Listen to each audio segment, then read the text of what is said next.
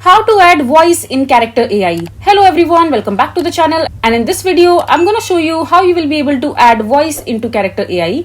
So first of all, just open the Character AI app in your device, and after that just simply log into your account. And once you're logged in into your account, just select the character that you would want to chat with. For example, I'm taking this one right here.